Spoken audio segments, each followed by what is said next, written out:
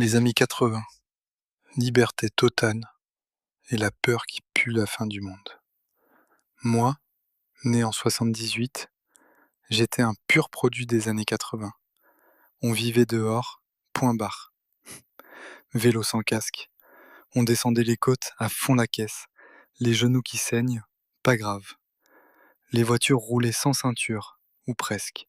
On s'asseyait devant, on mettait les pieds sur le tableau de bord. Pétard au buraliste du coin, même si t'avais 9 à 10 ans, il te les vendait sans sourciller. On allait super loin, des kilomètres. Personne appelait les flics si on rentrait à la nuit. On revenait plein de boue, les fringues déchirées, et les parents disaient juste «Va te laver avant de bouffer».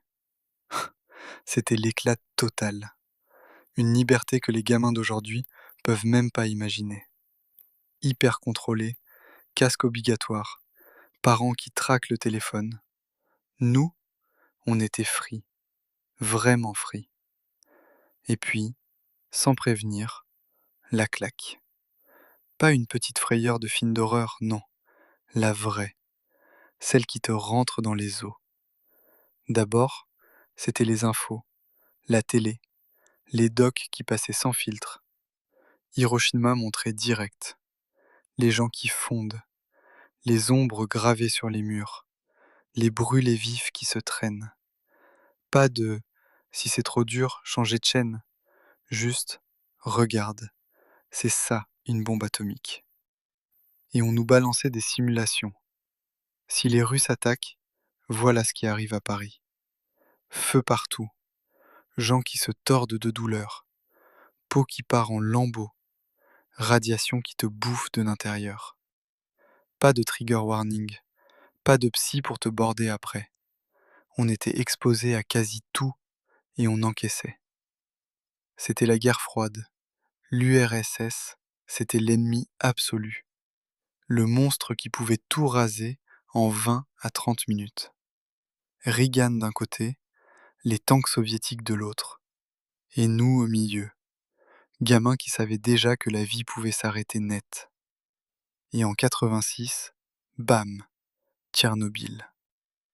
Là, c'était plus du cinéma, c'était réel. Le nuage radioactif qui passe au-dessus de la France. Le lait qu'on jette direct. Les rumeurs qui courent partout.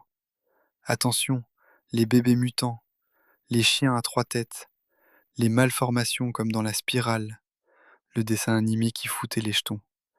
Ou Ken le survivant, avec ses mondes ravagés post-nucléaires. On comparait tout de suite. Une centrale qui pète, c'est déjà l'horreur. Alors une vraie bombe H, on savait, à 8 à 9 ans, ce que ça faisait. Flash aveuglant, explosion thermique qui carbonise tout, fallout qui te tue lentement, faim, chaos, plus de société, plus rien. Les adultes en parlaient H24, aux infos, à la radio, dans les discussions. Si les Russes marchent sur Paris, si l'URSS appuie sur le bouton, si Reagan et Gorbatchev merdent. C'était notre quotidien, cette petite voix au fond de la tête. Et si demain, dalle. Comment un gosse vivait ça? C'était chelou. D'un côté, t'étais invincible. Tu sautais des murs, tu faisais des conneries sans filet, tu rentrais crevé mais heureux. De l'autre, il y avait cette ombre permanente. Tu jouais au foot dans la rue, tu levais les yeux vers le ciel, et parfois tu te disais, si les sirènes hurlent pour de vrai, les Russes, c'était qui en vrai? On les imaginait comme des ogres en manteau long, des types froids, avec des missiles pointés sur nous, prêts à nous transformer en cendres. Dans les films, dans les docs, c'était toujours eux, les méchants absolus. On savait pas grand-chose d'eux, juste qu'ils pouvaient tout effacer.